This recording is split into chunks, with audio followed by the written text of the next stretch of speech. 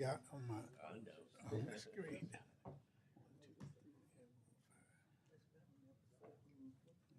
we go. I can introduce Nicholas if you want me to. Yeah, I got my notes for you. Do right. Yeah, I'll just do it. Okay. I'll call on you. Good afternoon, ladies and gentlemen. We'd like to welcome you to the March meeting of the Caddo Parish Metropolitan Planning Commission session. It is customary when we open our meeting to have a pledge of allegiance, an invocation and a pledge of allegiance to the flag. And if you care to join us, please stand.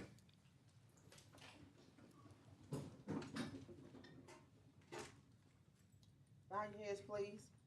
Father God, we come to you with bowed down heads and humble hearts, just telling you thank you for everything, Lord. Lord, we know that the alarm clock woke us up this morning, but in this physical world, but we know that you actually were the one that woke us up this morning. Protect us, Lord. Guide our feet, guide us in our everyday lives, that peace be our understanding. Help us to be more like you, Lord. Thank you for your continuous grace and your mercy. Touch the limbs of our bodies with your strength. May we be more like you. This is my prayer. Amen. Amen. Amen. Join me in the pledge. I Pledge allegiance to the flag of the United States of America and to the republic for which it stands, one nation, under God, indivisible, with liberty and justice for all. Thank you, Ms. Jackson. Thank you, Mr. Aaron. We have a few opening remarks we'd like to share with those of you who are new and for those of you who've spent time with us before. As a reminder, first of all, we welcome you again to our regularly scheduled meeting of the Shreveport-Caddo Parish Metropolitan Planning Commission.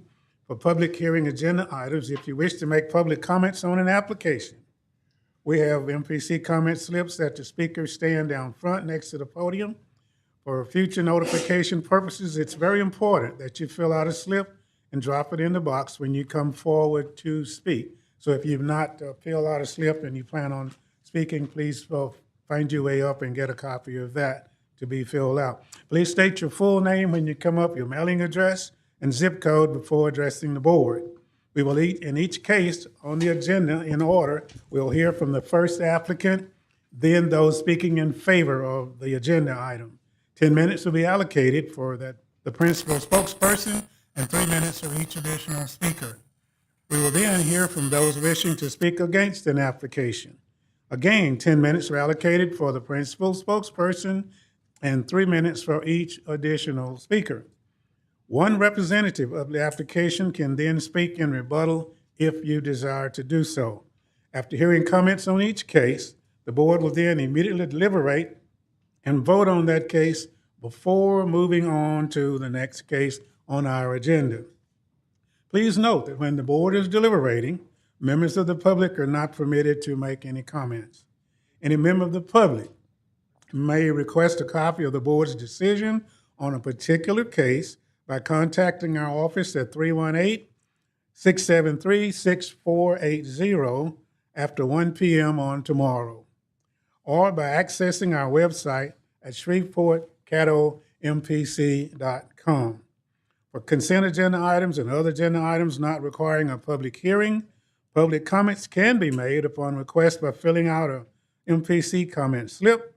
If comments are requested for a specific agenda item, the chair will offer an opportunity for those comments prior to the commission's taking actions on the agenda item. All of the MPC board's zoning recommendations are subject to the City Council for final decision. Please note that it is your responsibility to contact the appropriate governing bodies about their procedures as it relates to the matter that you are concerned with. Copies of this document and the phone numbers to contact our governing bodies is available on the table next to the podium in the entryway to this room.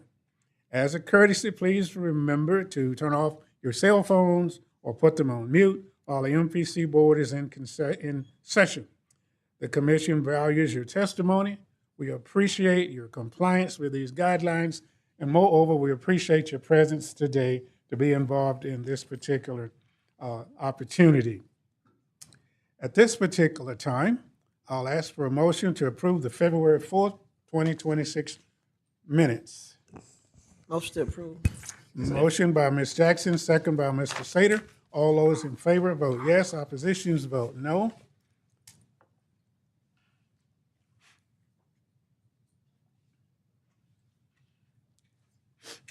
Excuse me. Yes, ma'am. Okay, I see it now. Okay.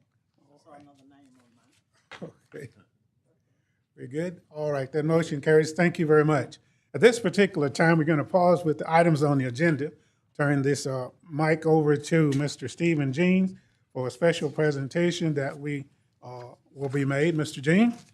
Yes, we want to take advantage of the fact we have an audience here to announce something that we're just now launching. Some of you that may be in the real estate business or development business may have noticed that our GIS map has not been available for a few weeks, and it's because our provider, Esri, has done a lot of updates, and we had to completely redo our mapping. So while we did that, we thought we would modernize that map and make it more usable for the public, and especially for those who are in the real estate business. You're really going to love this, and those who are citizens who want to know more about what's happening, you'll be able to access some information. So I'm going to turn this over to Nicholas Holt, our GIS specialist, and he will go over this new map. Yes, thank you, Mr. Dean. So this new interactive map can be found at our homepage. You can go to Mapping, then the Interactive Map tab right there. And this interactive map will open up. It's designed to be a one-stop shop for all information that anyone in the public or any developer may need. I'll be going over these instructions that can be found right here in the bottom left corner. And Chris is going to show on the projector. I'll be going through the zoning ID lookup map. These instructions also apply for the future land use map and the historic sites and district map. So with this new interactive map and the zoning ID lookup, in the search bar right here, users can now search for an address or a geo number. In here, I already have one loaded up. When you select your geo number, it automatically pans to the parcel. And then if you select the parcel while there, it'll show up information with the current zoning district, the geo number, the owner, the property address, the jurisdiction, and the previous zoning district. Here's kind of a zoomed out view. Labels appear only when you're zoomed in at a certain extent. So when you zoom out, the labels disappear, but when you zoom in, you're able to determine what type of zoning you're looking at. So now I'll take us over to our next area of interest, which is the Uri Drive area. All right, now I'd like to introduce the filter tool right here that can be found in the bottom left right next to the instructions. This allows users to turn on and off certain zoning districts. So say someone's only interested in C1 zoning, they could come right here, open the filter tool, then open the first tab bar, select C1, then turn on the zoning, and now you can only see C1 zoning. You can do multiple zones at the same time. So say C2. Now you can see C1 and C2. This does it for the whole map. So if you're someone that's interested in opening a commercial business, you can turn on all the commercial zoning and kind of select your spot. So now let me turn all these filters off. Then the final tool I want to go over is this Create a Map tool right here in the bottom left. This allows users and developers to create a map and share with clients or anyone that may need the map. So you select Create Map. Then you're able to give your title your own map. Author, it gives you the option to enter your name or your business's name. Right here I entered demo. Include legend, north arrow, scale bar, that's all optional. And then you click here to show your print area. And this is where your map is going to be created, whatever area is in this highlighted blue rectangle. So I'm satisfied with this area because I want to see the area around Uri Drive. I would click print, and that prints right here. It takes about 10, 15 seconds, but I already have it loaded up right here, and it's right there. And this will pop up, zoning ID lookup map. From here, you can save this map and send to anyone that may want it. And also, you're able to combine the tools. So say you're interested in only the C1, C2, and C3 zoning districts around Uri Drive. You're able to use your filter tool to turn on C1, C2, and C3. Then you're able to go to your Create Map tool. That's still left open. I'll change the title of this one to C1, C2, and C3, Uri Drive. I'm able to print this map because I have this area. I have my C1, C2, and C3 zoning near Uri Drive. I select print. From there, it's prints, but I already have it pulled up, and it's this one right here. Then from here, you're able to share this with whoever you'd like. See how this one only has the C1, C2, and C3 zonings? And that sums up the presentation. These tools also apply to the future land use map and historic sites in district map. Thank you, Nicholas. Mr. Chair, we'll turn All it back right. over to you. Yes. Yes, sir. Graham Todd, 503 Atkins Shreveport. I actually used this tool to print out a map last time for the meeting, and I certainly was not able to do all that stuff. I thought it was very interesting and very informative. However, if you could type in my address, it has, I bought the house a dozen years ago, and it still has the previous owner listed, for example. 503 Atkins. So that data comes from the tax assessor. We don't have access to change those records. Okay. So we just can really control zoning, but building layers and ownership information, we don't have access to change. Okay, all right. No So worries. not a reliable source for some documentation. Yeah, interesting. All right, thanks. Well, maybe she should pay the taxes, just kidding. Well, that was not all for naught. There are some folk who are watching this and are assuming the same thing, and this answer right here is going to help a lot of people. So thank you very much. As we move into our agenda items of scheduled public hearings, item number 7. Yes, sir. If I could just be permitted one brief comment right about now. Yes, sir. As a courtesy to the audience, some of you may be here to hear from the mayor who was invited to today's meeting. You may know that he has expressed an interest in changing the organizational structure of the Planning Commission. And we invited him to come and express his concerns and tell us what he had in mind. He declined. He said he's not ready to have that conversation. So if you're here for that, he won't be here today. That's all I had to say. Okay, thank you, sir. All right, moving forward, case number 25-104-C, zoning request, Volkerts Inc., Alloy Piping Products LLC. Is someone present today to speak on this particular request? Anyone present to speak on this particular request? Staff members, I believe we received some particular requests from that company, Mr. Jean. Yes. As you well know, this was brought in front of us before, and our assessment was that it wasn't really warranted to approve the request. And so what the applicant has decided to do is amend his application. He needs more time to complete amending that application, so he's requesting this be deferred till next month. Any questions relative to that request?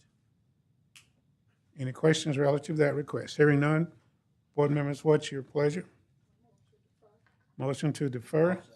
Motion by Mr. McCullough, second by Mr. Robinson. All those in favor of accepting that request, vote yes. Oppositions, vote no. Thank you very much, board members. We move to item number 8, case number 26-4-C, special use permit and site plan. A1 Ventures LLC. Someone here for that? Yes, sir. Yes, sir.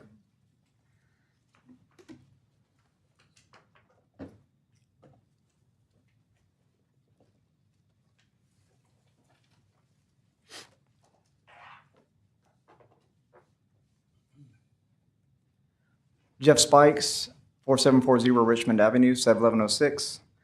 Thanks everybody for being here and your time. I'm here to represent A1 Ventures on a proposed convenience store at the intersection of more or less 3132 and Linwood Avenue.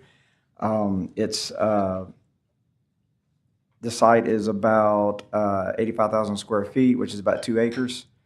The building that we're proposing is right at 8,500 square feet, and it's going to be a multi-tenant development with the C-Store as an anchor, with 3 tenant spaces as well. We're needing a special approval for beer wine sales here, beer and wine only, and that's really the only reason we're here. We did have the neighborhood participation meeting as required. There were 4 participants. Don't think that I think the public, the parish commissioner was one of the attendants, and then there were 3 others. The concerns expressed in that meeting included increased traffic at that location, and worrying, kind of a fear of access off of the on-ramp right there next to Linwood. Potential for increased disturbances with the beer and wine sales. And then there was some concern about the substation for SWEPCO, which is directly behind our site. Based on my perception of the meeting, I think the exact words from Mr. Ron were, it's palatable if the concerns are met. And so we did follow it up with DOT again. There was question about a traffic study early. We're providing a deceleration lane, and so that's their concerns are they don't have any concerns about the project based on the access that we're providing at the current time for the site plan. The beer wine, we're going to have a security plan. And it's going to be, monitored the entire time that the building is in use, and so he has a plan to address that. And then as far as the SWEPCO substation being next door, we did reach out to Michael Corbin with SWEPCO, and he circled back with everyone on his end that has decision-making on that, and everybody, from what we understand, they have no objections to the development being in the location it is next to the substation. That's really where we are. I'll take any questions on the project, but I mean, let me say, it's going to be a locally branded. The operator has other successful properties in town. This is not related to the other case that is behind it. It's 2 separate owners, and so it's a locally branded. He's looking at more, kind of outskirts of Shreveport and Bossier locations for his other locations. But it's going to be a multi-unit, locally branded C-store chain, for lack of a better term. Do we have a schematic? Don't we have a schematic picture of what? Yes, sir. This is the site plan here, and as you can see, it's a long, skinny site, and so we kind of had to set up as a linear arrangement for the fuel pumps. This is the preliminary floor plan as it stands now. Top of the page, there is the entire building footprint, and then the bottom is just an enlarged version shown of the C-Store itself only. This is a rendering of what the entire development might look like. Another review of whether, so it's modern, clean materials. There's not really any new fuel stations in this area within at least probably about a 2-3 mile drive. There are not that many residences either. There's a mobile home park right around the corner. So that's what the intended building is to look like.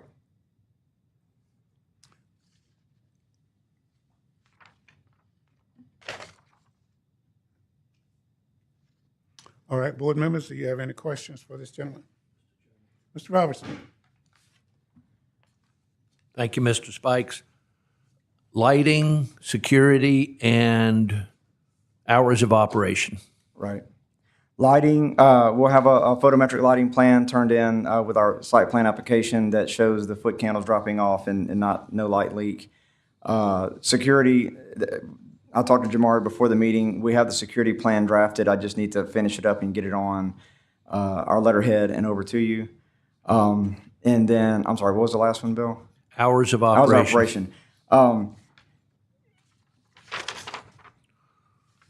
He would like 5 to 12 is the goal. So that's kind of typical for the other locations that he runs. It's more on a, all the other ones he has are more on a, not in a urban kind of residential. It's more, it's a little more sparse. So, but yeah, 5 to 12 is proposed. I'm sorry, I didn't understand that last point. 5 a.m. to 12 p.m. I'm just saying it's not in a super dense neighborhood is his other locations, and that's why he typically does the 5 to 12. So in other words, this location you think will have less impact on nearby residences? I believe so, yes. Okay, thank you. All right, Mr. Robinson. Anyone else with questions, board members? All right, hearing none, Mr. Spikes, thank you. Thank you. Is there anyone else here who care to speak in favor of this request? Anyone else present who care to speak in favor of this request? Anyone present who care to speak in opposition? That first person to the mic gets the 10 minutes. After that, each individual gets 3 minutes to voice their concerns. Please give us your name and address. I'll say good afternoon. Belinda Rose, 810 East 70th Street, Suite A. Thank you, ma'am. What makes this a special permit use? As I stand before you this day on behalf of many residents who are tired of beer, wine, and liquor stores that's dressed up behind gas stations and say it's economic development. I assure you I'm not solo in opposition to this establishment at 3132 and Linwood in front of Swepco Transformers. I attended the meeting at Cedar Grove Library, and after I received the call, the owner did not attend. It was 3 other ladies and I and Commissioner Cawthorn at the time. The architect was the one that held the meeting. The few residents there voiced their concern, and their concern is these families own these businesses that seeks to set up shop in low-income areas that contribute to the decline. Our communities are hurting. Drug addiction, alcohol addiction, homelessness, and mental health is a great, and these stores are real, that add real problems to these situations. Within less than 3 miles, and I drove it, from Burt Coons, and I stopped at 85th Street, you can buy beer and wine or any alcohol beverage at 6 of these stores, and 2 stores are gas stations. There's a vacant gas station on Ellaby Road next to the fire station. I encourage them to take it there if this is such a good idea. I have opposition letter from Commissioner Cawthorn, who was at the meeting, and also from Mr. Billy Anderson, who's also in opposition. Thank you. Ms. Rose, before you leave the mic, do you have any questions, board members, for Ms. Rose? Cawthorn, yes, opposition. He has a letter. He's out of town today in Baton Rouge, and he emailed this letter. Strong opposition. Mr. Moss? So if they didn't have their alcohol license and they just were a convenience store, would you have any problems with that? No, because we have. If you would just go under the underpass on 3132, you have the liquor mart, and then you have Thrifty, and then you have Piggly Wiggly. I'm aware of it. Okay. And that's all I'm saying. People are tired of these establishments, and they're only helping to the decline of our communities. Thank you so much. Ms. Rose, Rose. before you leave. Oh, I'm sorry. Fine. Slow down. Look, You're fine. Okay. Is it any way that we can get a copy of that letters you were talking about opposition of? Yes. And I had called to see if I needed to make copies to have for you all, and I would have done that. Thank you. Anyone else? Questions for Ms. Rose? All right. Thank you, ma'am. Thank you.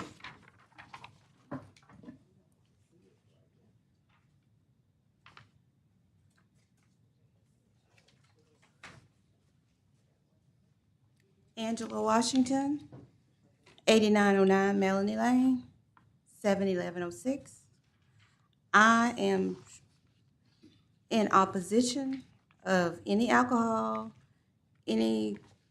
because it's just, we have enough disparities going on in our neighborhood. We don't need any more.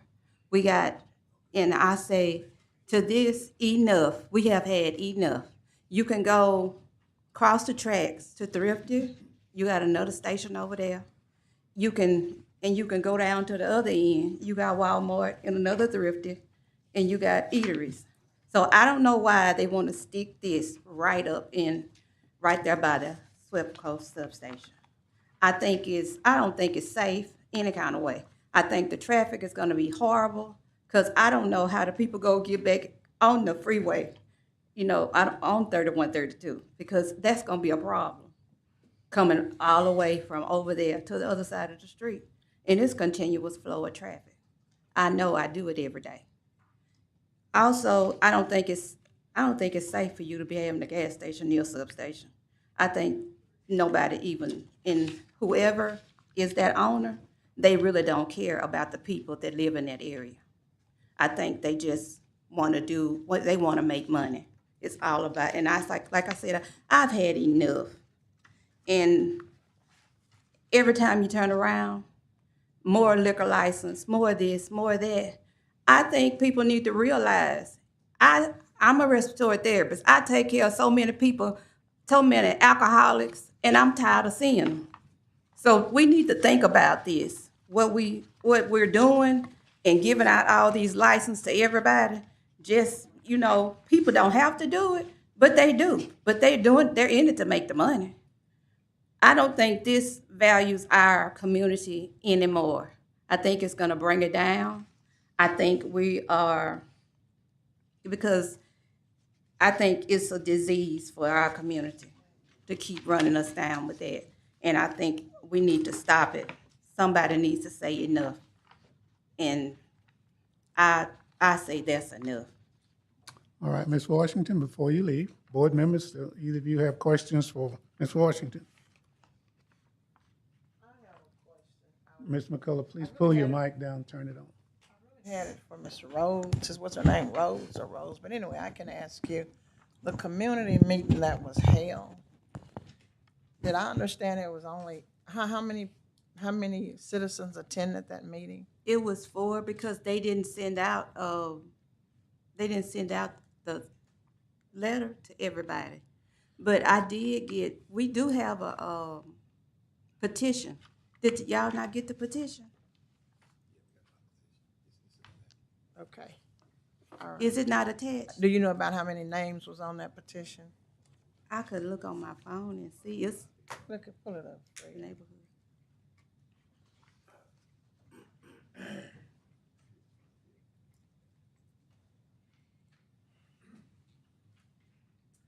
Oh, okay. So they had more than one. It looks like there's about 30 on the petition. It's in your packet. Okay. That's what I wanted to know. Thank you so much. Anything else? All right. Any more questions for Ms. Washington? Thank you, ma'am. Is there anyone else who'd care to speak in opposition? I didn't give you mine. Don't look at it. I know what if he said no, it's just, that's what they need.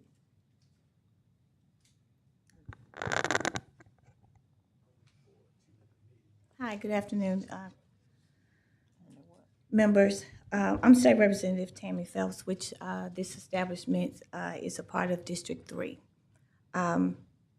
Obviously, I feel like the moratorium that we passed last year on behalf of the citizens of District 3, not wanting any more liquor stores, I feel like there was some loopholes in there, and I did call Mr. Jean to see how was the establishment even given the special use permit to begin the process.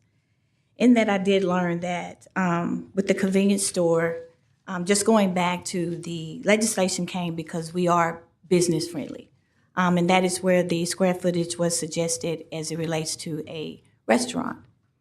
Not thinking that it would be a convenience store selling beer and wine.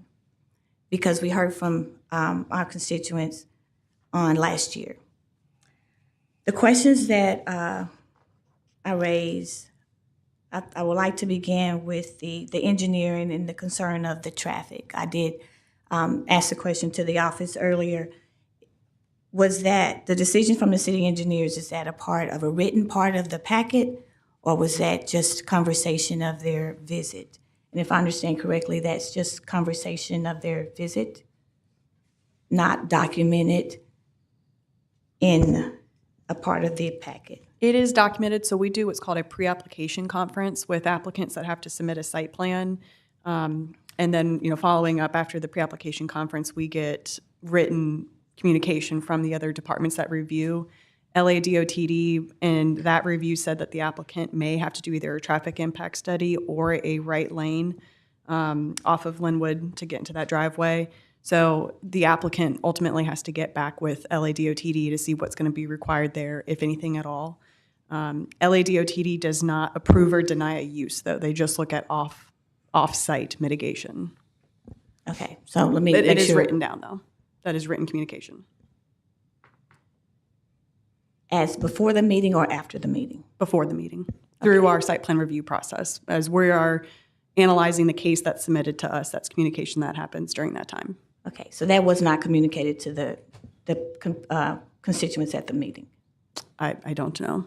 The applicant, I don't know. If they And I were- guess I'm asking that because I did ask for documentation of that to my office and I didn't receive it because I was told that it was verbal, it was not a form. No, I indicated it was in writing. We get all of our comments from the different departments in writing. And I did indicate that on our conversation. Okay, well, I misunderstood you because I wouldn't come here again with that. So when you say DOTD, they are a part of a city street in this study, or not? It's really not a study in the conversation? Since this property has access from a state highway, that's where LADOTD comes into play. And that's where their review. The would- access from 3132? Right. Okay. So they have jurisdiction when there's, when the access is a certain distance from a state highway. So in this case, because of 3132. So did I understand that there is no concern of the lanes there with congestion for traffic? I don't know. They have to go through LADOTD permitting process to determine if they have to do a traffic impact study or if they're going to have to do that right turn lane. Okay, so that would not be established before moving forward with this permit? Do you want to answer that?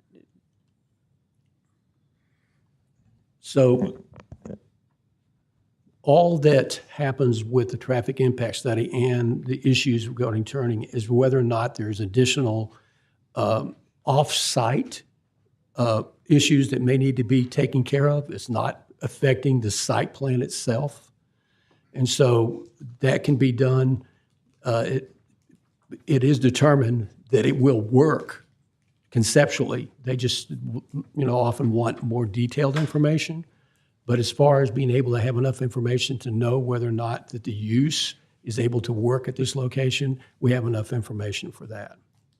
It would just mean whether or not that they might have to have the turning lane that was mentioned and things of that nature that are off-site, not what happens on the property itself. Okay, and I'm sorry, Ms. Jean, I'm just in the business of just really understanding before I move on. You have enough information to determine for a permit, but you do not have enough information of what may be needed. Is that what you're stating? No. Okay. There's two different phases that we deal with. We deal with the land use phase, and we deal with the permitting phases when Yes, you're sir. talking about construction. So if they need to construct something that's off-site to make this work better, then that is determined. But we look to see if it's feasible, and then we get into the permitting side of it, which is more when DOT issues an actual permit, a lot more detailed information is provided. But as far as being able to access the site, in order for that site to have access, that has been determined that they can have access. They do have enough access to enter today. Today, they will have enough access to enter into the site. Yes. Is that what you're saying? The details How- of which may include a turning lane as the applicants presented from the podium. Okay, and that's what I'm trying to understand. The may comes after, if they need a turning lane or the other, what was the other piece you suggested? Right, because there's more detailed information that's needed for that, but it does indicate that the way this site is laid out, that access can be provided. Okay, And that's what we're trying to determine right now, if they do have access in order for the use to be established on the property. is there a traffic study needed? I think it depends on how they handle whether or not that they provide that lane that was talked about, or whether or not a full-blown study will be required. Okay, and I think that's why I was asking, all that comes after a permit has been permitted. And if there is a turn lane, then who would be responsible for the cost of that turning lane? The applicant. Okay. Secondly, there was no MPC representative there. I think that was the concern, members. And Mr. Jean did share that with me of an apology. Is that all that takes place if there was no representative there at this meeting? That has been a request. It's not a requirement of the code to have a representative. It was a request that we provide them. We normally do provide them. In this particular case, the person that was assigned to do that just wasn't able to make the meeting, and we didn't have enough notice of that to get another person there. Okay, so my understanding that it's not required for an MPC representative to be at any of these. No, it's a community request that we have someone there, and we have accommodated that request, and this is an unusual situation when we do not. Almost every other case. For clarification again, so it's not required by Not required, charter or but- ordinance for? Not this- by ordinance, but it is something that we have agreed to as a policy, and we do normally provide staff at those meetings. And when we talk about the type of gas, I mean, I think everybody else has shared the concerns in these communities. Would you happen to know, do they know what type of gas they would be? No, but there will be an opportunity for the applicant to speak in rebuttal, and they could provide that answer. That's something that does not affect what we do is on use. So they will have the opportunity to answer that question, and we'll make sure they answer it. Okay, and I thank the board members for listening. We mentioned the hours were 5 to 12. I just wanted to state for the record that there have been concerns from the community across from the gas station that's already there on the other side of the Lynbrook community, that they are 24 hours. And so I don't know whose jurisdiction that would be under, but I just wanted to state that, and however we can address that. And even if they're open, I guess there's no really policing of the liquor sales. Does that end at a certain time as well? Beer and wine sales, are they all night or 5 to 12 as well? Well, if they were in existence prior to the requirement for special use permit, they would be allowed to operate the way they are. If 24. it was a case in front of us where we stipulated hours of operation, which could be the case in here, if approved, then they would have to abide by those stipulations that are attached to the case. Okay, and does that mean that they would stop selling liquor at 10 o'clock during the week, or they? Well, they had proposed a time, and the board may include that as a stipulation in their motion if they're inclined to approve. Okay, so everyone's different. Every operation is stored, thrifties are different, and Yes, ma'am. Every time you do a special use permit, it's a case-by-case basis, because what's happening in a neighborhood and what's happening with traffic, what's happening with drainage, what's happening with a lot of different issues are always unique to each site. And so we try to analyze them based off of the conditions that are occurring in that neighborhood and try to mitigate issues as much as we can through the site plan process. okay, well, thank you. And Board members, I just wanted to reiterate the comments that you've already heard. At that location, again, next to the Goodyear, there's the gas station that's I just mentioned to you. There is a Piggly Wiggly gas grocery store with beer and wine sales. There's also a Thrifty Liquor with all of the liquor sales. In the opposite direction going south, there's another Thrifty, there's a Walmart, there's a Brookshire's, and there's also a Raceway gas station. I think the concern is if that was to happen, I think someone mentioned about a vacant gas station now, and I thank you for your time. To be fair, we've given you more than enough time. I'm sure there's some more people who would care to make some comments. We promised them their 3 minutes if you'd be kind enough to wrap yours. I sure will, yes, sir. Thank you so much. Is there anyone else present who'd care to speak in opposition to this request? Anyone else present who'd care to speak in opposition? All right, hearing none, the applicant has the opportunity to come back and do a rebuttal, perhaps addressing some of the concerns that you've heard. Chris, do you mind getting that back up? Is there any way to get the laptop back up? Oh, it's fine. I can do it without. Hello, everyone. So 3 points. Beer, wine, not liquor. I've heard it a few times from a few different people. It's not liquor. 20% of the sales at this location are estimated to be beer, wine. 20%. So if you see the plan, the yellow on that plan is that denotes the drinking cooler and walk-in bottom left. It looks like, I don't know, 10% of that is beer cave. The rest of that is, soda and whatever else. So, and 20% doesn't sound like a lot, but when you're trying to provide a quality development that brings people in, that convenience of having that as well there is kind of a big deal to make a successful business run. DOT, there's an email from Jim Ollier with DOT that says that if we provide a traffic turn-in lane, we don't have to do a traffic study. I think I've sent it a few times. So, I mean, yeah, we don't have a permit right now, but we have a path to permit, which includes a turning lane. And as far as I'm concerned, I mean, there's no question about that, whether it's, he's going to approve it or not. That's the way the DOT works. You go to them before you come here, and you make sure that you have a tacit approval on the project, and that's what I've got. So there's that. The other is, I lost my train of thought. The type of fuel. Sorry? The type of fuel. The type of fuel. That's it. Yeah, sorry. As far as I understand, it's just going to be a typical, regular, plus premium and diesel, but it won't be, a spot for, tractor trailer.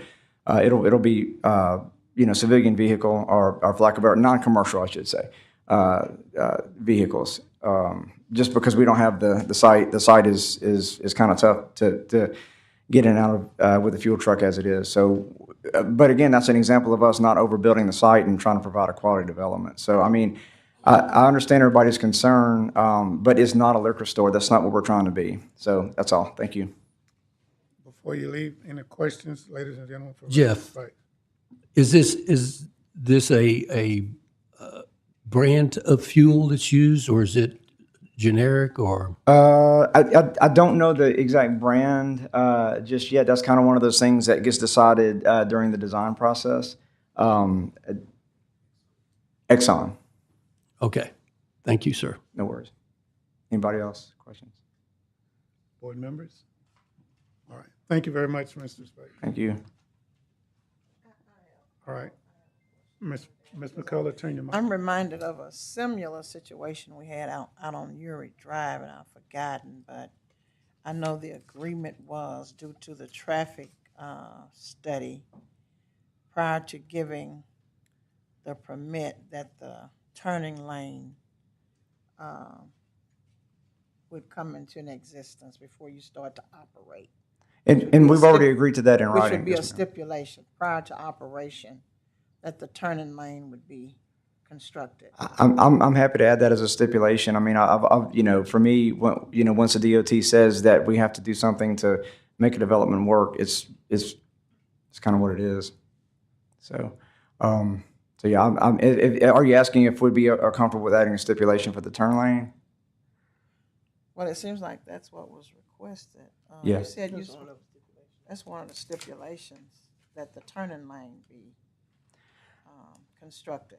That's fine. I mean, it's already in the But I'm site. hearing you say you would want permission, you would want to hear from DOTD. No, I'm saying we've already talked to DOT, and they've already told us that, You you need a know, turning lane. yeah, we need a turning lane. Well, they said either traffic study or turning lane, and we just said, well, if we go ahead and agree to the turning lane, we can just spend that money on the turning lane instead of wasting money on a traffic study.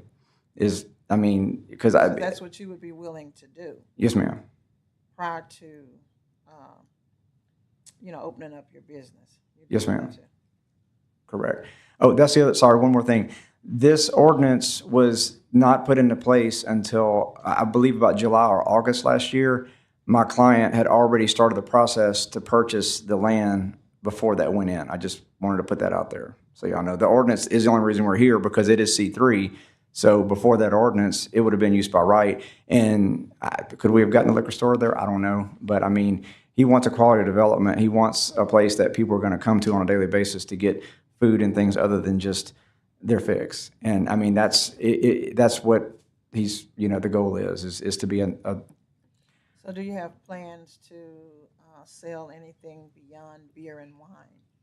As far as Alcohol? no, ma'am. No, because we can't. I mean, it'd be in violation of, the law. The So, zoning, okay. yeah, I mean, yeah. There's no intention to go put a liquor store in one of the tenants. I mean, it's just not. That's and that's another thing. He's closing. He's doing 5 to 12. He's not asking for all night. That's not his deal. It's a quality multi-tenant development that, quite honestly, I think a liquor store would not be a good fit if he tried to put that in there. So. That's all I have, Mr. Andrews. Thank you, Ms. McCullough. Any more questions from anybody else? All right, Mr. Spikes, thank you very much. Thank you. All right, board members, we're at a point now in deliberation. Do we have a motion or any more concerns? Mr. Chairman, I'm prepared to make a motion. I would say we should approve this application with one amendment, and that is a 11 p.m. closing. And the turning lane too, huh? See, they got the stipulations anyway. Okay. I certainly would support With that, I'll second. the applicant's statements with regard to the turn lane off of the inner loop. Second. All right, we have a motion by Mr. Robertson, second by Ms. McCullough. All those in favor of the motion as stated, vote yes. Oppositions, vote no.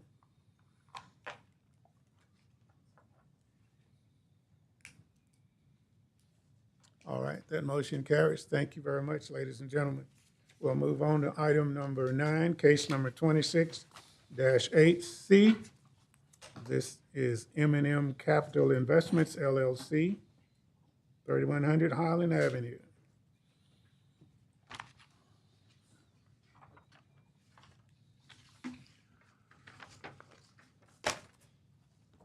Hello again. Jeff Spikes, 4740 Richmond Avenue, 71106. As you remember, excuse me.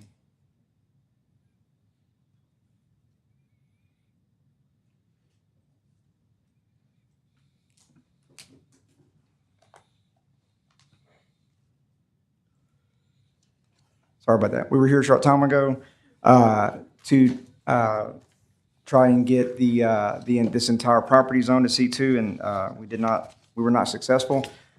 So we went back to the drawing board, literally and figuratively, and we flipped the site. There's a lot of things we heard. We had another NPP meeting. I met again with the MPC before that to get their input. We've had several meetings with other people from the community. I've had calls. Thanks, Mr. Moss, for that suggestion. I really tried to reach out and get more input. So the big moves, the building is flipped to the front of the site, so to speak, to address the two major roadways that it is cornered on. So we pushed everything that is a C2 use to the C2 portion of the site, and there's nothing on the C1 side of the site that's that's not supposed to be there per the code. So did that in the back and forth. We're trying to, we're trying to move things around and accommodate. One of the major things we heard in the last few meetings were, not wanting access out of the site to Highland. I think there was a lot of concern about, cutting through the neighborhood and back through from the people that live directly behind on Atkins.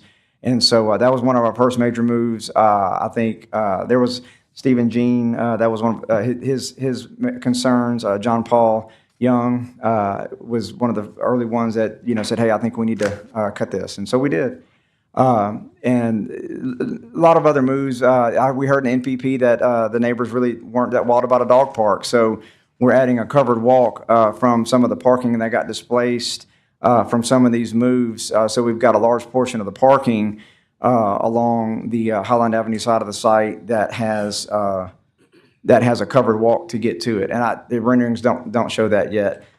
These are renderings of the updated building design. So as you can see, again, we pulled it to front Kings Highway. So, a la, Straughns and all that, development further down that everybody, raves about and wants to kind of keep going. That's what we try to do. We put a walkway along the perimeter of the building to help access to the site. We also moved the covered, I'll call it the covered dining, but it's more of a kind of covered, a covered hangout spot, I should say. We pulled that over to Highland side because we feel that that's where the restaurant's going to wind up landing. We put some breezeways through the building to help get you straight into the site from Kings Highway and Highland. A lot of the comments we heard were based on how do we get into the site safely if we're walking just from the neighborhood. So that's another a big move we made. Beyond that, there's a couple stipulations that were already on the staff report. One of the big ones is that we our neighbors directly to the west of us on Atkins. If you see bottom left of that site plan, that dark orange line that looks kind of like a big U with a little leg at the top. The driveway you see to the left of that orange line is actually that driveway and the current brick wall are technically they were within our property line. It's been that way for a long time, and I think I said it last time. We don't want to mess with that. We're trying to keep that. The neighbors directly to the west of us have spent some effort, actually quite a bit of effort maintaining that, and they need that to access their house. And so we've stepped over. We're committed to leaving that. If you can see that green band to the right of it is actually more another 10-foot buffer that we had to add because of a MPC requirement. So it's eating further into our developable area, but we're doing that because we want to be good neighbors. And they're here. Mr. Machota, who is a lawyer, represents them, is also here. There's a stipulation we've added to memorialize that in writing. And I think they've already talked. We're prepared to add that to the vote today. I've already talked to my client. We just got that at lunch today and reviewed it. I just wanted everybody to understand that's how committed we are to making this version of the project to go forward. I think that's about it. We basically just went back to the community and asked, what are all the concerns that you have? We'd heard some before, and this is a result. The meeting, the neighborhood meeting went. I feel like the tone was a 180 from the last. There was a lot of people that were happy about some of the possibilities. One being a breakfast service restaurant with coffee that's exclusive to this location. The owner has a successful breakfast brunch spot in the Dallas area called South Fork, and the goal is to bring that here. And so that's another thing that I think really kind of turned people's opinions around on what they wanted to see. Bill was there. John Paul actually was there. He had to leave a little early, but I spoke with him after, and I have a good email from him that says that he's in support of the project now based on what he heard at that meeting that day. That I'm not, I can share if you want. But yeah, just kind of pared the project down. There's 6 pumps instead of 8 now. The building is under 8,000 square feet where it was up to at 8,500 before. We just, again, tried to look at everything we could do. The orange dots that you see on that plan are what I call pedestrian scale lighting. We're committed to providing low lighting that's not, the poles that are going to extend up over, everything and shine into the neighbors' houses. So, and I think, I'll let some of the others speak in favor, but the people who are directly adjacent to us are in favor of this now. So I think that it's a big difference from what you saw last time. So my time was almost up anyways. If you have any questions? All right, board members, any questions for Mr. Spikes at this point? All right, thank you, sir. Thank you. Anyone else present who care to speak in favor of this request? Anyone else present who care to speak in favor of this request? Good afternoon, Ron Machota, 628 Stoner, Shreveport, on behalf of Dr. Frank Hughes and Mary Hughes.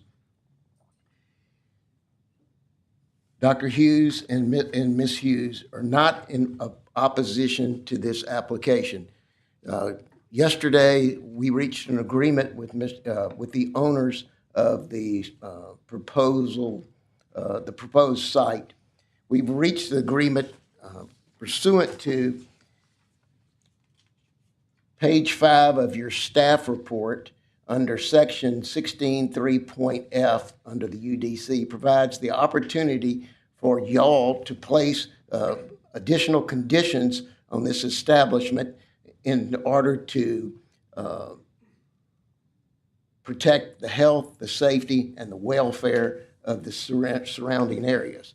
So what the parties have agreed to is that there is a red retaining wall, an old brick wall, that divides 524 Atkins from this property. This wall will remain there. This wall will be maintained by the applicant in this matter. There is a abandoned driveway behind the wall next to the forest, 524 forest, and that driveway, they will not exceed the wall, and that's the agreement we have. I'm asking today that you make that a stipulation on this application. The parties have agreed to it. I have a signed agreement between the parties, and I would like to offer and introduce this into the record at this time. At first, I think the city took the position they couldn't add this stipulation because this was a private stipulation. But under this particular article, you can add it. And I've explained it to the assistant city attorney today.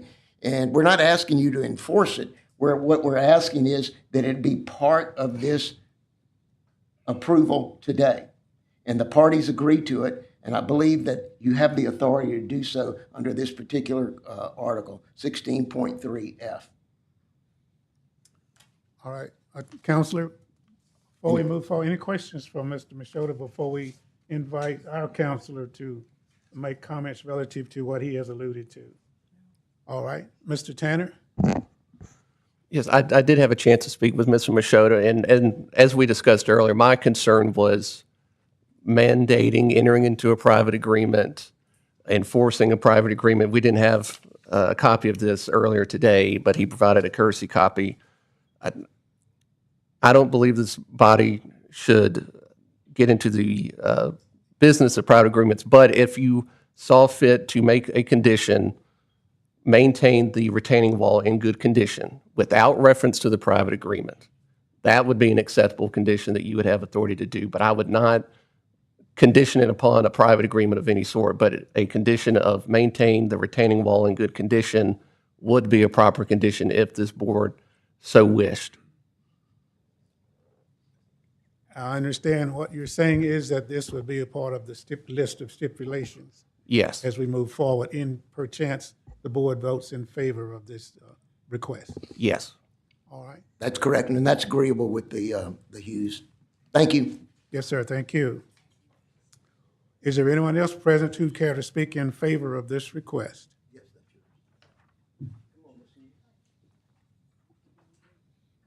got five. Anyone else care to speak in favor of this request?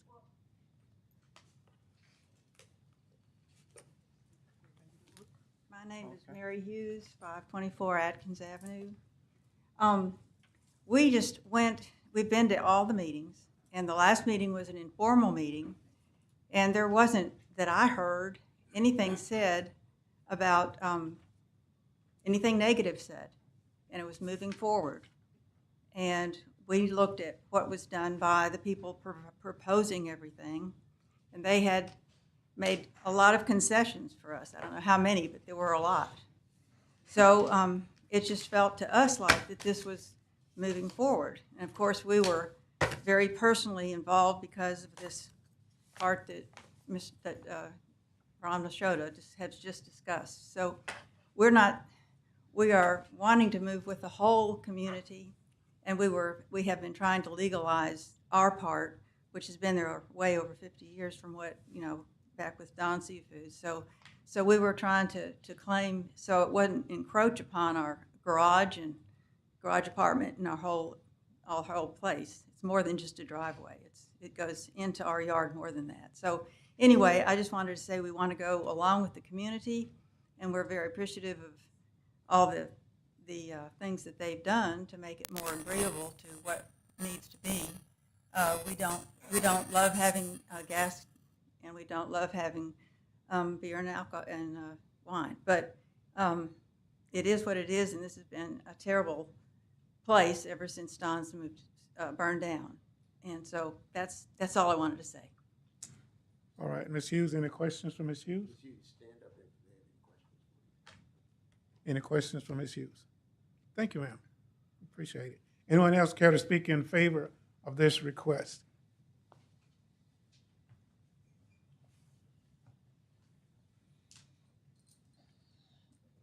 Good afternoon. My name is Kathy Westerchill. I'm a local realtor in the area, and I work closely with buyers and sellers throughout the area. From my experience, land use decisions directly impact the property values and buyer confidence. I support reasonable growth that aligns with the character of the surrounding area and the city's long-term visions. I simply just want to encourage thoughtful consideration of how this proposal fits into the broader plan for this corridor and the neighboring properties. Thank you for your time today. All right. Any questions for Ms. Westerchill? Thank you, ma'am. Anyone else care to speak in favor of this request? Anyone else present who care to speak in favor of this request?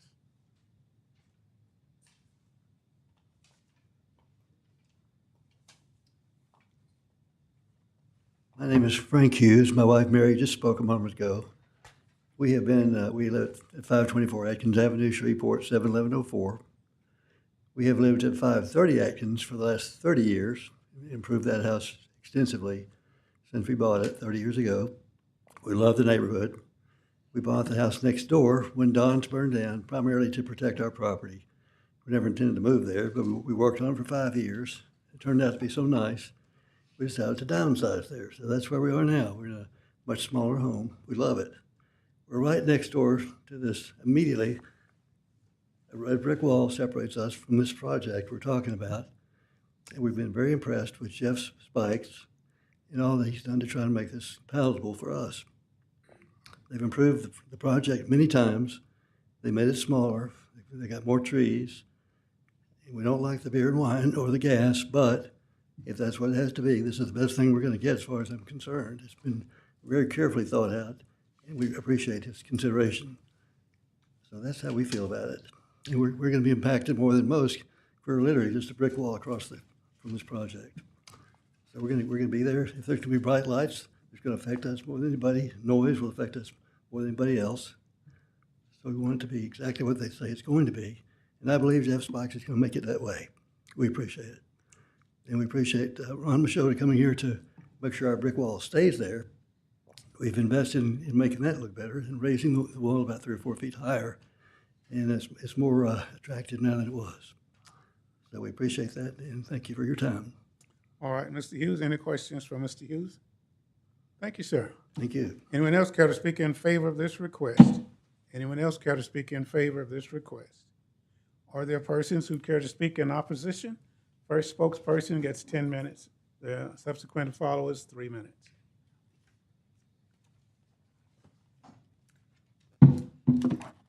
Hi, my name is Pam Todd, and I live at 503 Atkins Avenue, the property right across the street from it. And I'll apologize. First of all, I've never spoken publicly, never stood behind a podium and a microphone, so you'll hear a lot of different tones in my voice and a lot of nervousness, and I apologize.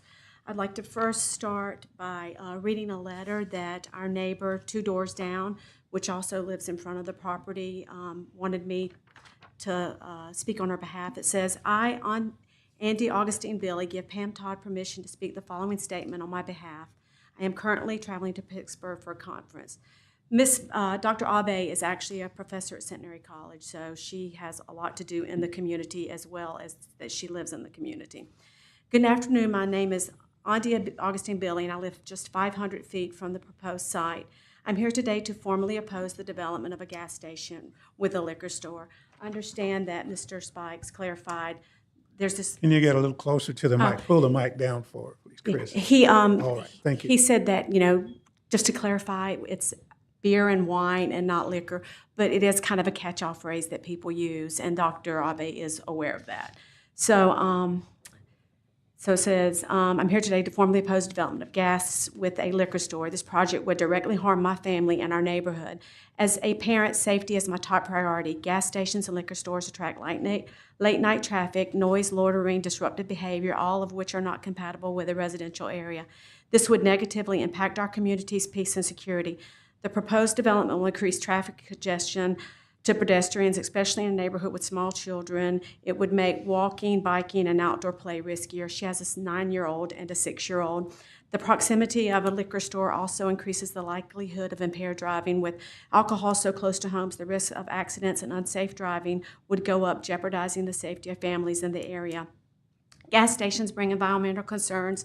The constant bright lights, noise would disrupt the residential character of our neighborhood and harm the health and well-being of nearby residents. Studies show that gas stations and liquor stores lower property values in nearby residential areas. If this project moves forward, it will make our neighborhood less desirable and our home values are likely to drop.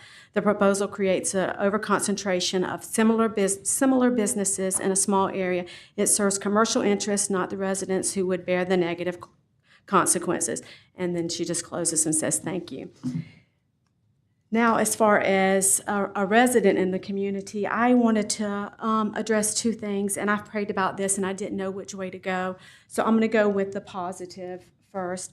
A lot of people spoke at the community level, and they also said here about living in this area that's kind of a little unique neighborhood.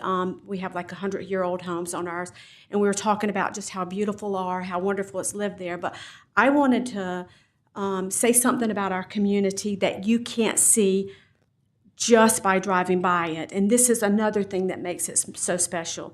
We all know that there's so many fightings among neighbors, and we don't have that. And I would just like to point out that in our community, we are a diverse community. We have, there's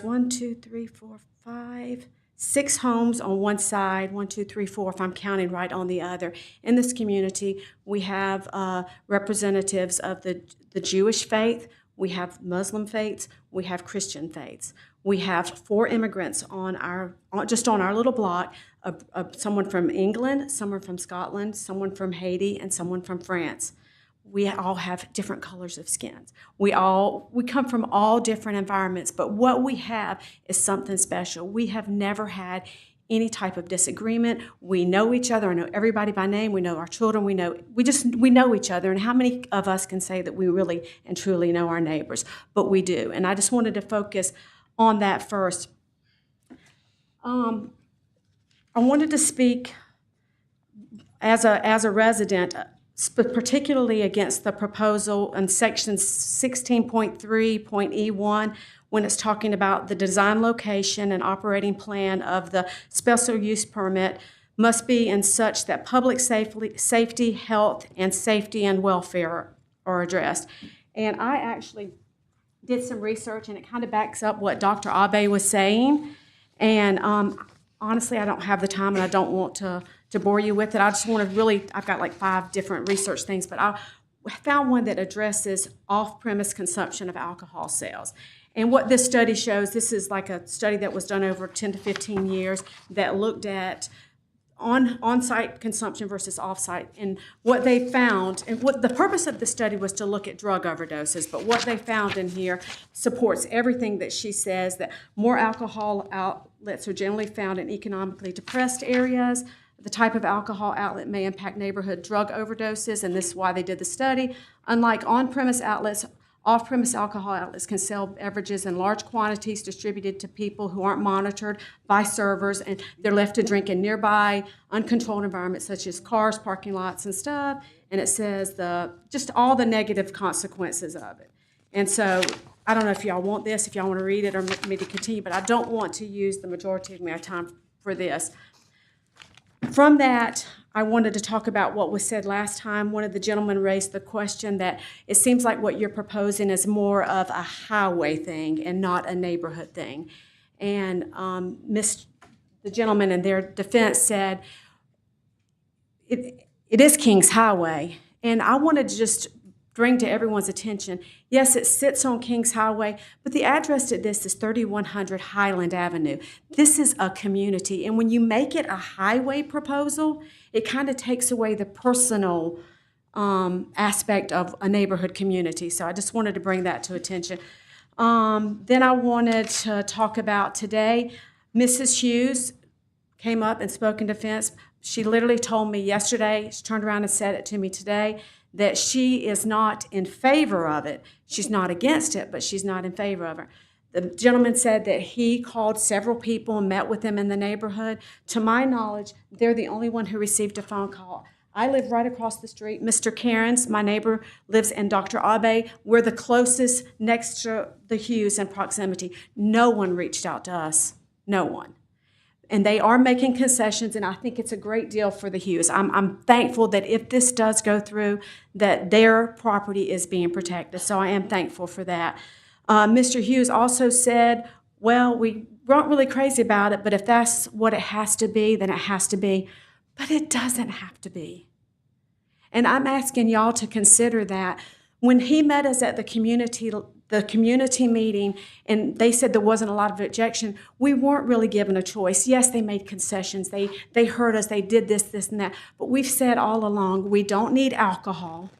We don't need gas. Our community is saturated with that. Give us something that we can use. So they threw a couple restaurants in there. And to me, it's like, well, it's a gas station with beer and alcohol sales, and we're not going to call it that. We're going to call it a strip mall with restaurants that just happens to be a gas station. And I think it's just being presented under the wrong manner to me. Just my opinion. I won't speak any more on that. I'll use my last 2 minutes to talk on a very sensitive matter. I don't know if I'm allowed to ask questions to Mr. Spikes. No, okay. So since I'm not allowed to do that, I would just like to first of all say that I have in my hand right here, this was the property. So to my knowledge, what's happened is Mr. Alwad owned this property when Don Seafood burned down. He's had it for a number of years, tried to sell it, couldn't sell it. You will see a deed transfer, and on that you will see where he actually owned the rug gallery. He has transferred the property to M&M, and if you look on the next page, if you can flip it, on the next page, Mr. Alwad. But if you look at M&M, there's three people who are the partners in that. Mr. Omar Ali, Mr. Awad Steele, and then a gentleman in Texas. So I felt like we're like, oh, we've put all this money, we've spent all this money, and it was actually, if you look, it's a transfer deed, it's not even a sale deed. The second thing I'd like to address is Mr. Ali told us at the community meeting that he was a local resident, that he lived in the Haven. He stood up here and he said, I live at 143 Eagle Bend Way. I have documents where there was a Sami Alid who owned that property up until 2022. At that point, the property was transferred to S&O Investments, the people who are building the other liquor store on Linwood Avenue. They sold it completely in 2022. It changed hands to a Dr. Matoyar. She's no longer here. She sold the home. She's at the Cleveland Clinic now. She has since resold the house. It sold again on February of this year to another doctor. I want clarification. Where does Mr. Omar Ali reside? Because he stated before here that he lived there. The property records don't show it. I have all, it's a paper trail. I had a real estate person check this out for me. I've never publicly, I'm not saying anyone's a liar. I'm just saying that we've been given these things on things that aren't actual. And I would like some further explanation. So I'm asking, can we halt this? Can we just kind of just put a stop to this so further research can be done about all this discrepancies on where he resides? He also, well, one last thing and I'll be done. He also said, when asked personally, he said there were only 2 business partners and he only named the one in Texas. And then he says that he lives in both places. I have houses there, houses there. Here, you can own properties in every state, but you can only have a domicile. You can only have a legal residence in one state, and that's where you have your driver's license from. He dodged that question. We still don't have the answer to that. So I would just like some clarification on that, since I'm not allowed to address him personally. Ms. Dodd, you've done an excellent job. Thank you. We gave you your 10 minutes and just a little bit more. Board members, any questions for Ms. Todd before she relinquishes the mic? I'd like to ask Ms. Dodd, it's on. What would you like to see go there? Okay, we've moved here in 2014, and we did see a vacant lot, and my concern was that the gentleman had it and kept it vacant for so long, and all of a sudden it's transferred to a new company, and they want to renovate it with gasoline and beer. What I would like to see is, so we've used the little comparison to the strip mall across from Centenary. There used to be a music shop. It's not there anymore, but there's like clothing, there's Strong's, there's antique shops. I look at Fat Calf. It is a thriving restaurant. I'm actually a vegetarian. There's not a lot there for me to eat, but my family loves it. They rave about it. You've got drip chicken right around the corner. People love that. It doesn't have to be a gas station and alcohol sales. Let me ask you, the gas station that was right across the street, is it still? No, it's closed down, and it's actually a nail salon, and it's actually thriving, the nail salon. But there's a gas station on the corner of Gilbert and Kings, the Circle K. We've got an Exxon up by Byrd High School. We've got down, another good thing. Look at Madison Park. That community there's thriving. You've got Byrd Appliance Center, you've got a hair salon, you've got a photography studio, you've got King Mexico, Johnny's Pizza, donut shop, you've got Maryland's Place. People like to eat. We like to shop. Give us that. We don't want to have a gas station and alcohol. I'm not against alcohol, because I think if you want an alcohol permit for people to come in and dine and have a glass of wine, I'm all for that. But to take that and to put it in your little brown bag and go sit out in your car, and I hate that I didn't have enough time to read all the things that happen when you have that type of business as a result. One of those were alcohol accidents on that. Automobile accidents. But there are other options. But Mr. Ali's business is gas, and that's the only option he's given us. And so I'm asking y'all to please at least shoot this down. I don't want you to vote no, personally, but I know that I'm for capitalism. People need to make money, but you cannot sacrifice your community for the American dollar, especially if the person building it doesn't even live in the community? Mr. Spike said, this isn't Murphy. This isn't a big thing like Murphy. Well, I'm seeing a pattern here. They're going up all over the place. And it kind of reminds me of Murphy. And they're going into communities, and it's not right. We shouldn't have to defend our neighborhood to preserve the integrity of that because someone wants to make a dollar off of everyone's back. Okay. Thank you, Ms. Joy. Thank you. I'm sorry for the nature of it, and I appreciate y'all hearing me out. That's why we're here. Is there anyone else who care to speak in opposition to this request?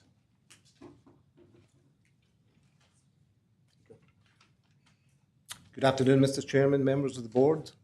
My name's Ian Cairns. My wife and I live at 507 Atkins. I'm the Scottish one on the block. And I think Pam did a tremendous job explaining how the neighborhood feels. I went to the meeting. I've been to all of them, as you know. I was at the last meeting here when the application was denied. And quite frankly, I thought this was dead. But here we go again. We went to the meeting and basically they shuffled the deck. And at the end of the day, it's still a gas station. And it's a gas station that's prime purpose is to sell beer and wine to anybody and anyone that wants it any time of the day. So is that what we really want for our neighborhood? You know, we have a community over there, and like I said before, we're all very proud of it, and we love where we live, and this just isn't a good thing. You know, we see these individual businesses popping up everywhere, and they're successful. Like Pam said, we've got Marilyn's Place, we've got Key Mexico, we've got the Donut Place, we've got it everywhere. And that's a prime location that I just wish somebody would develop it. If they want to put 3 restaurants there and forget about the gas station, let's do it. That would work for everyone in the neighborhood. I think everybody would love that, you know. So we're still against it. Special use, I always thought special meant something different. But special, I mean, to sell beer, they sell beer everywhere. They sell beer across the street in Brookshires. They sell beer at the liquor store down the street. They sell beer at that god-awful Circle K that nobody goes to because we're all scared to go anywhere near it. Do we want another one of those in our front yard? So there's 3 of us on the road. There's Pam and Graham. There's myself and Patricia and a doctor that lives next door. We all can see it from our front door. So as a community, we're against it. So thank you for your time, everybody. Any questions? Any questions from Mr. Elam? Thank you, sir. Okay, thank you. Is there anyone else who care to speak in opposition to this request? Sir, begin before the timer starts. Can I ask a question of the staff or pause the timer after we begin? Go ahead. Okay. So on the first page of the report, I needed clarification. It says in the very first paragraph that it will need to be replatted into a singular lot. What does that mean? Because one is zone C2 and one is zone C1. Yes, they could still combine it, even though there's dissimilar, as long as those uses on that C1 property are not required, not allowed. If there's something that's not allowed in that district, which parking is. No, so, all good. Yeah. Yes, sir. I just want to make sure it wasn't some way of somehow, I wasn't trying to say somebody who's getting cute with zoning, but just wanted to make sure I understood. No, Yes, sir. they would still be held to using that, those uses that are defined for those districts in those areas of the site. Yes, sir. Thanks. Okay, Graham Todd, 503 Atkins Avenue, Shreveport, Louisiana. So my wife just spoke. We live right across. We're on the corner of Atkins and Highland. So we, X years ago, I can't remember how many years ago it was, we were woken up by the smoke when the building caught on fire. So one of 3 houses directly across that are immediately affected by this change. There's an old saying, you can put lipstick on a pig, but it is still a pig. And so as Mr. Cairns brought up, this is still a gas station. This is still beer, wine, sales. I would point out that the report submitted by the staff notes there's, a drive-through facility within 300 feet. There is a Brookshire's right across the street, I think within 300 feet where that R15 is, that has beer and wine already. So we got beer and wine right there. Then 550 feet to the east, they note a gas station. Yep, right on the other corner is a liquor store. So, and that gas station also has beer and wine. So, as we look at our community, what is the problem we're trying to solve? I've been in the Air Force for 35 years, and that's always what we first figure out. What is the problem we're trying to solve? Yes, it's called Kings Highway, but it is my understanding that the city of Shreveport is looking to change the development and use of that portion of the city and change it from a 4-lane road to 1 lane each way with a center road, and to expand the walking area, to expand the residential local neighborhood use. Adding a third gas station within literally 3 blocks, because you go from the top of Line to Crestwell, there's 1 gas station on that block. Then if you put one there, there's one on that block for Highland. You go to the next one, Gilbert, that's another gas station. That's 3 gas stations within 3 blocks to solve a problem that no one has identified. That's more gas stations than just about any interstate truck stop area has just about. I didn't know. I mean, I get that we're at war with Iran, and so maybe gas prices are going up, but come on, let's be real here. And then what is the alcohol problem we're trying to solve? If we're trying to do restaurants, great, let's go for restaurants. As we've already heard, I'm a big fan. Yes, they're trying to put a restaurant in there, but at the end of the day, the only reason we are here is to address special use permits for gas and beer and wine.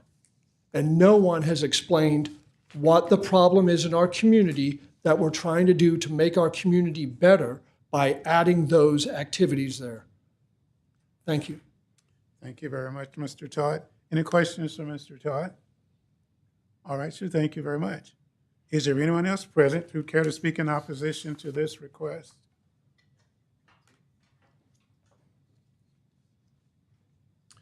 Good afternoon. My name is John Paul Young. I live at 424 College Street, and I'm the Caddo Parish Commissioner for District 4, which includes this property.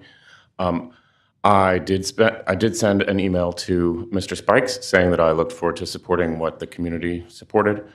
The community is very mixed about this particular vote, although I agree that the design makes a great number of concessions to improve its compatibility with the neighborhood. I think it's probably the best looking gas station in town. I love how the traffic is cut off from the neighborhood and directed onto Kings Highway.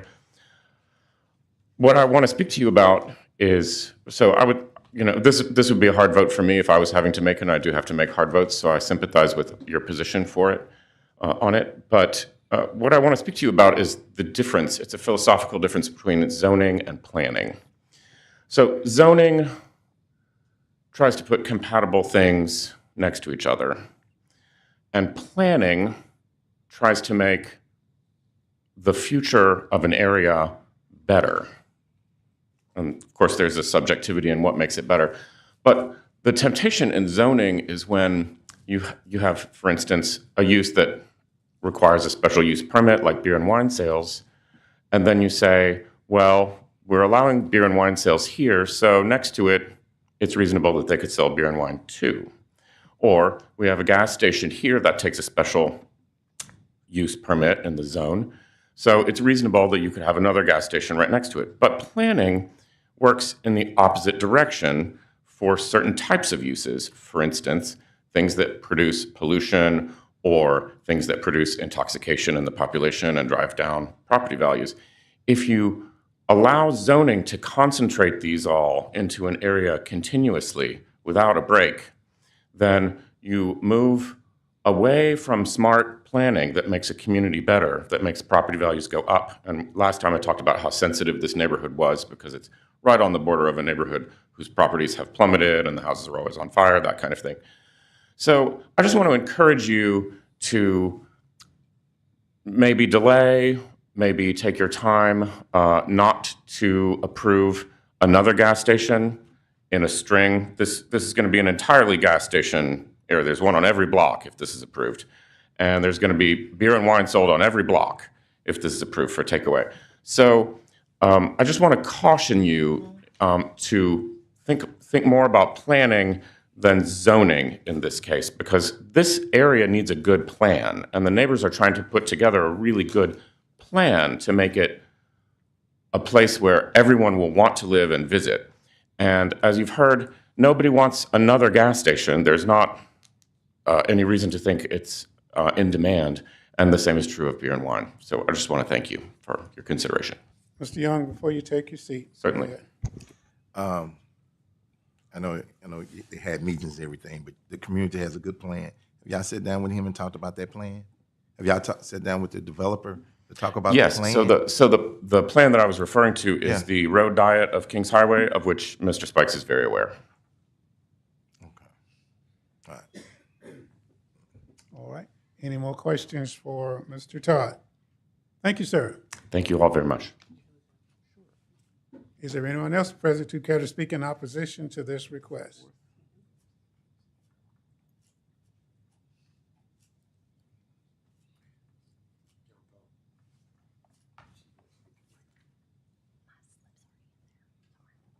Hi, I'm Ashley David, 235 Kings Highway. Sorry, I put my glasses on because I can't talk off the top of my head and remember everything I need to say.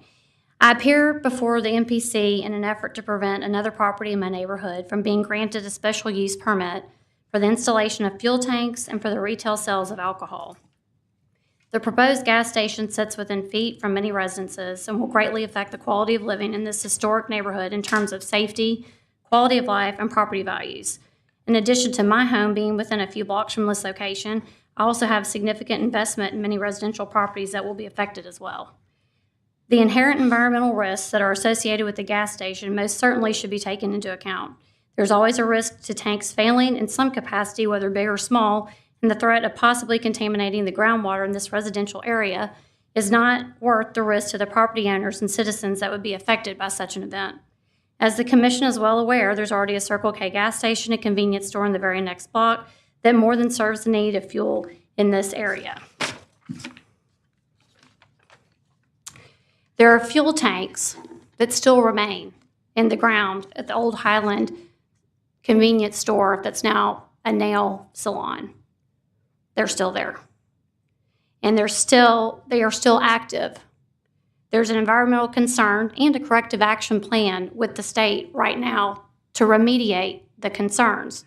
The plan has not taken place yet, but there is one. So we already have gas tanks in the ground still right across the street, even though they're not fuel tanks to see above the ground. At the recent neighborhood meeting that was held February 12th for our residents to look at this revised plan, Mr. Ali stated he is also building the new gas station and convenience store at the corner of Stoner Avenue and Uri Drive. It is my understanding that when the new fuel tanks were placed in the ground recently at this location, he chose to leave the old tanks in the ground as well that were there. This is not illegal. It's a cheaper way to build, but it's not illegal. There is a process, though, that the Louisiana DEQ requires you to go through to leave them in the ground. Various forms have to be filled out, et cetera, et cetera. In addition to required forms that must be filled out, I'm quite certain there's an ongoing action plan that would also need to be in place for continuous monitoring of these old tanks. We're very fortunate that our state does have a super fund to assist in the removal of old tanks and environmental spills. However, that super fund is only able to be used if our state knows in advance that those old tanks were left there. It's a big concern. I would highly recommend this board inquire of Mr. Ali and Mr. Spikes if all of those, if they took action in building the new gas station he's working on right now at Stoner and Uri. If not, I would ask this board to deny this application because, in my opinion, if you're not going by the way you're supposed to be doing things, we don't want our neighborhood being treated so recklessly as well. Thank you. All right. Thank you, Ms. Ashley. Any questions for Ms. Ashley? All right. Thank you very much. Thank you. Is there anyone else present who care to speak in opposition to this request?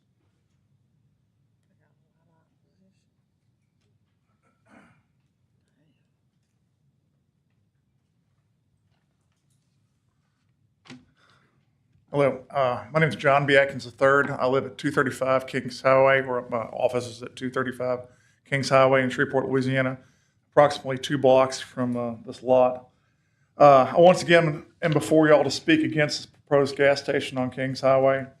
Unfortunately, some of my statements will be an echo of what I said at the last meeting, but here we go again. I represent 4 companies in this area. We're the second largest landowner behind Centenary College.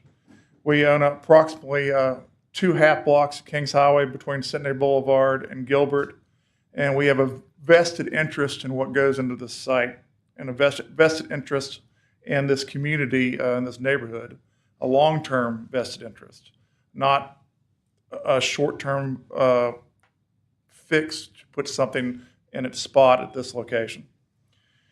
We made this investment because I grew up in this neighborhood and lived in this neighborhood for my entire life, and I love this neighborhood. We continue to put money into properties in this neighborhood and acquire properties and fix them up. Back in September, y'all shot down the gas station, I believe it was in September, across from McDonald's on near I-49, and for some of the same arguments that we're making today, that was a historic neighborhood, didn't fit with the neighborhood didn't want it. Well, we're in the same vein as that, and in my mind, we have much greater argument against it because our neighborhood's more viable. There's more people living in this area. It's a demarcation line between Kings Highway, between Highland, which is not doing well, as everyone knows, and South Highlands, or what people call South Highlands, which is, at least in this area of our neighborhood, is kind of on tentative grounds at this time. Also, having the gas station on the south side of Kings is going to be a magnet for the same type of people and problems that we have at the Circle K, which other people have talked about on the north side. It's been a magnet for homeless people, for mentally challenged, insane people, really, that come and congregate there during all hours of the day and night. I know people are tired of looking at this lot and want something to be plugged in there so they can say that we're being progressive, or that we can say that we have something back in Commerce, we have something viable. But this is not the long-term solution. This is a short-term fix. I'd be totally for this if it had no beer and wine and no gas. Then it would be a completely different story. But I think it's a duplication of, like other people have said, of things we already have in the area and we don't need. And I urge y'all to vote against this again. Thank you very much. Mr. Atkins, before you take your seat, before you leave, please. Question. I can't hear very well. Question for you. Yes, sir. I'm going to repeat what my colleagues have said. What would you like to see there that would generate commerce for the owner of the property as well? Well, what I would love to have there is on the Kings Highway side, we could have a center just like he designed. No beer, no wine, no gas. On the rear side, maybe some parking, maybe redevelopment into residential. What type of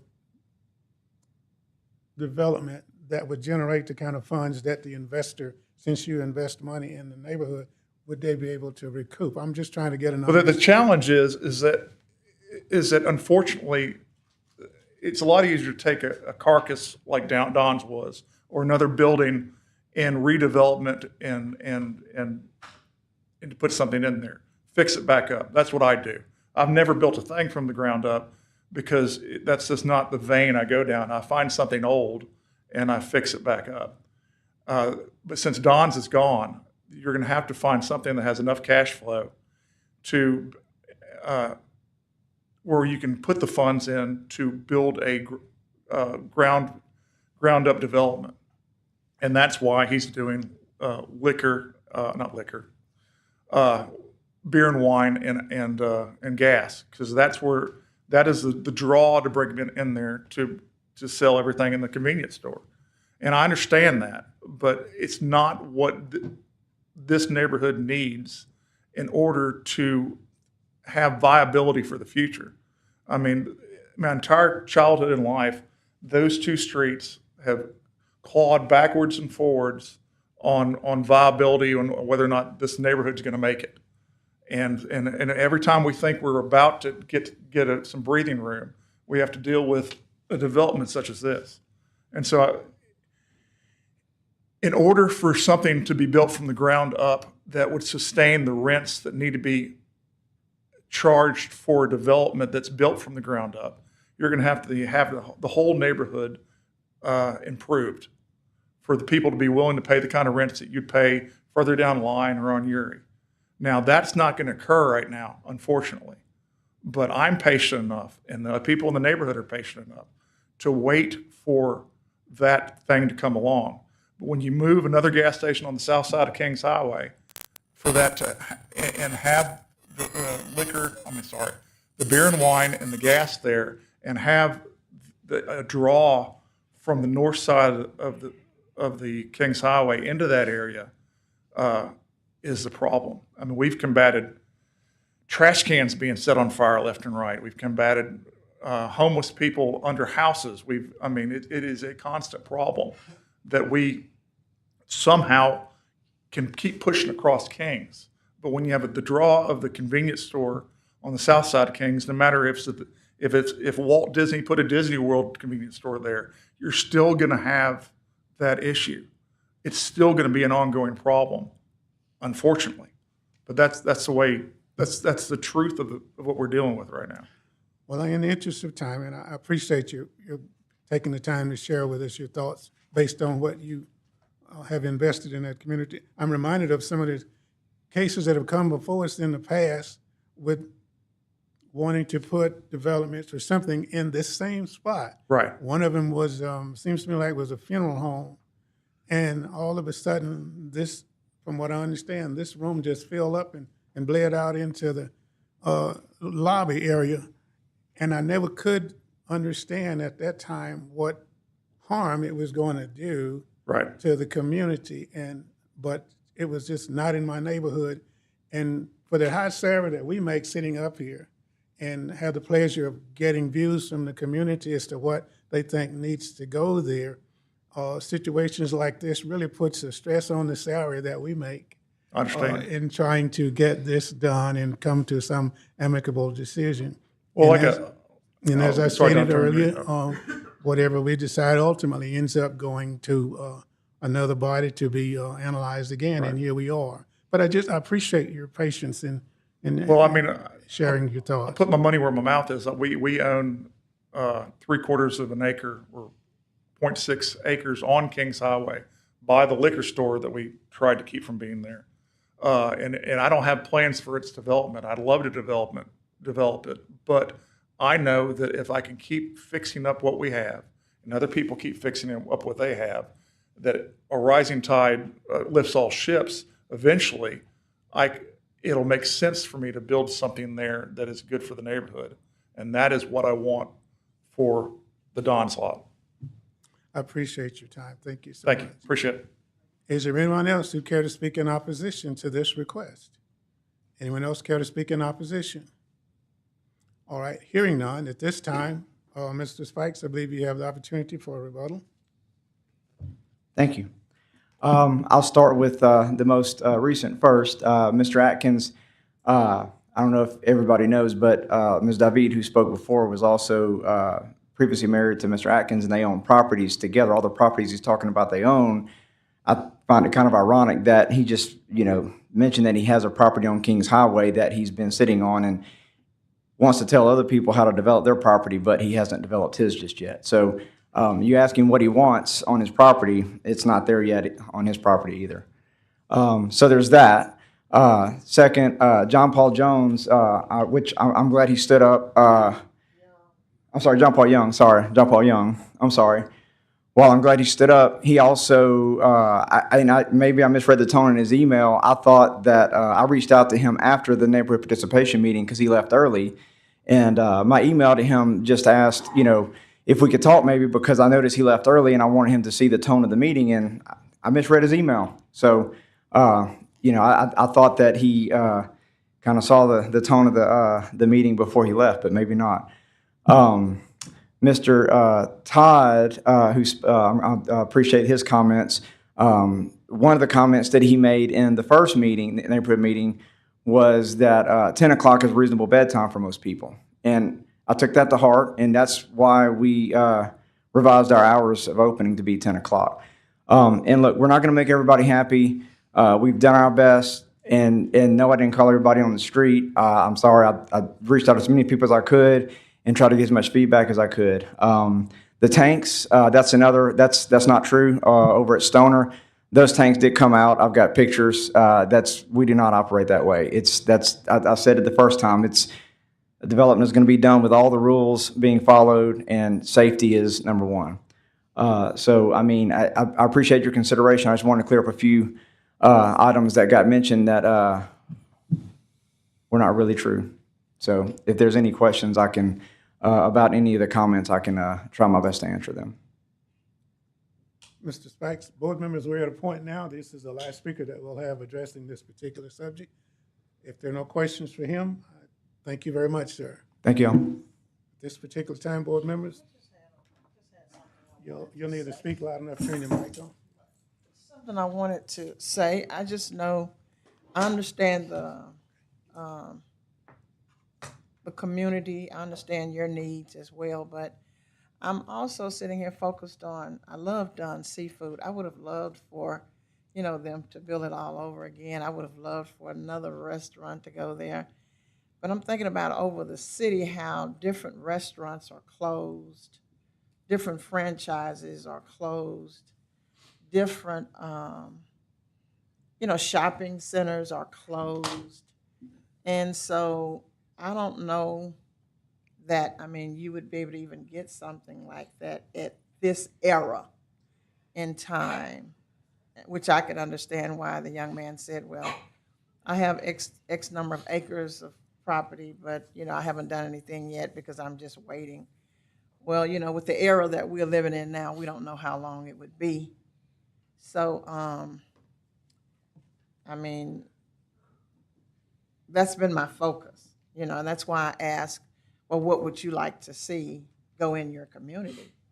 I know you have a post office, I know you have a grocery store, and some of the other poverty-stricken areas, they don't have a post office, they don't have a grocery store.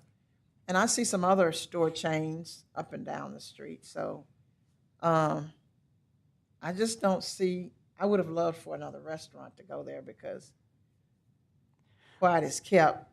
Dunn Seafood was my very first experience after I got married. My father and my mother took my husband and I for our anniversary. So, and I really love Dunn Seafood. And like I said, I would have rather see it come back alive again, but it didn't happen.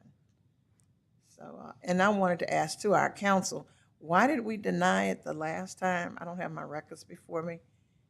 Did we deny it with the neighborhood saying we don't want gas, beer, and wine? Well, this is what I wanted to clarify. I was going to ask to speak so I could clarify that issue. This is the first time that the use of a gas station and the beer and wine has been in front of you. What was in front of you before was to rezone the property that's C1 to C2. All those issues were brought up, but that wasn't in front of you at that time. So the gas station was not denied. What was denied was the encroachment of further commercial, more intense commercial into the neighborhood. That's what was denied, and that's what was upheld by the city council. So there's two separate issues here. This proposal does not encroach with the zoning further into the neighborhood and tries to isolate that use to the C2 that's already zoned there. So that's what I wanted to explain. I know it's confusing because, the applicant says what they want to do there, but the other plan did require that property to be rezoned. This plan does not. So that's the differences. I know it gets confusing to the public sometimes, but when we're dealing with a zoning district question, it's a different analysis than we're doing when we're doing a specific special use that's tied to a site plan. And can I address Ms. Rose for a second, since I got 41 seconds? Yes. To your point about the restaurant, one of the proposed tenants here is a Quibido's, which is it's a Cajun food restaurant out of South Louisiana. So it might not be Don's, but you might get some some stuffed shrimp out of it sooner or later. So. Any more questions for Mr. Spice? Sir, thank you very much. Thank you. Board members, what's your pleasure? So moved to approve. Were you gonna say something, Bill? Yeah, I'm going to second your motion, Rose, like to but hear I'd from like you. to say something, if Okay. that's all right. Yeah. Mr. Chairman, I had my differences with Mr. Clark, our previous director, but there were a couple of things that I think he did right. Number one, he instituted the neighborhood participation meetings. And because of those neighborhood meetings, the plan for this property has improved significantly. And it has addressed many of the concerns in the neighborhood. And he also said at one point something that I never have forgotten, and that is, if you want development, you have to have a developer. And in this case, we have a developer willing to put up significant sums of money to take what has been an empty lot for, gee whiz, going on maybe 15, 20 years, and put it back into commerce for a very important part of our city. And for these reasons, I'm in favor of this, and I'm going to support the motion. We have a motion on the floor. Motion by Mr. McCullough, second by Mr. Robertson. All those in favor vote yes. Oppositions vote no. Mr. Chair, I want to, before you actually vote, we want to make sure that the stipulations, including the stipulation about the brick wall, is included, the included hours of operation and all that was discussed. And make sure that when you vote, you're voting for those stipulations as well. Motion to include the stipulations that was discussed here today by admin and our council. All right. Thank you very much. All those in favor vote yes. Oppositions no.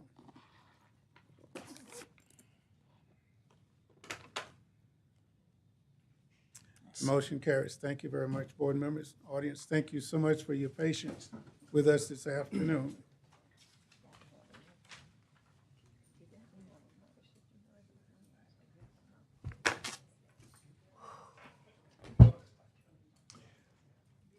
This particular time, we'll move into the balanced part of our agenda, old business.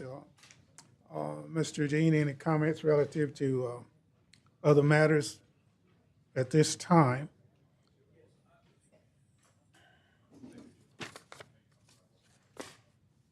I do have a director's report, but I didn't know if there's any other business that wanted to be discussed before I give my report. Just to the two items that we have printed in front of us, you care to mention that as part of your, from Mr. Reggie and from Ms. Yes. Emily? So we will continue to provide the written report on C of Os, but in discussion with staff, this report pretty much speaks for itself, so we will be glad to clarify anything, but instead of reading it into the record, I think the report speaks for itself. If you want to ask questions of Mr. Jordan concerning this report, you're welcome to do so. He's available, and he'd be glad to do that. Same thing with the other report we put together is about the activities that occur after your decisions and what happens to those properties. That's the same thing there. We include that report. If you have questions about that report and want us to clarify as a part of our report, we'd be glad to do that.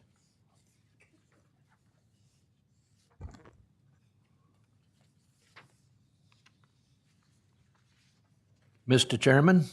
Yes, sir. I believe Mr. Jean is talking to me. Yeah. You're referring to this one-pager that you generated? Yes, sir. I was giving you the opportunity to discuss that business that was brought up last meeting. Yes, sir. This memo refers to the invitation that the board extended to the mayor to speak to us about his plans for the MPC. And item number 1 from Mr. Jean is action from the legislature needed, answer to be provided by the city attorney's office. Mr. Yeldell, can you speak to this?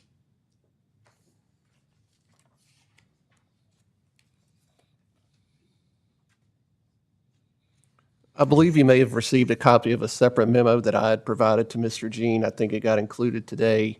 Oh. Yes, and I'll just touch briefly on that. All right. No, it's this is his answer. Dated March 3rd. Yes. Okay. So it's an interesting situation, and I go through the sort of legislation that is involved, but the commission is a creation of city council authorized by state law. And so the commission is a creation of council. The city is the fiscal agent for the commission. We approve the budget for the commission, but the commission under state law has control over its staff. And you can go through that memo, and I lay it out, sort of all the things that are involved with the city charter authorizes having a planning commission. But at the end of the day, I would call it a quasi-city department already. It's not a true department like any of the others because it's not under the mayor's office. It's a creation of council, but there's a relationship between the city and the mayor and the commission where there's oversight. The powers that you exercise are delegated to you from the city council. So you sort of already are a department in a sense. So it really depends on what change you're asking for. I mean, it may be, there are things that could be changed at the state level. There are things that could be changed in the charter. There are things that could be changed in the city ordinances. There are things that could be changed in your bylaws. It really depends on what you're after. But as far as, becoming a city department, I believe our position is you sort of already are a quasi-department as you already exist, if that makes any sense. It's a unique relationship, but the commission at the end of the day is a creation of the city council. I'd like to ask him a question. Yes.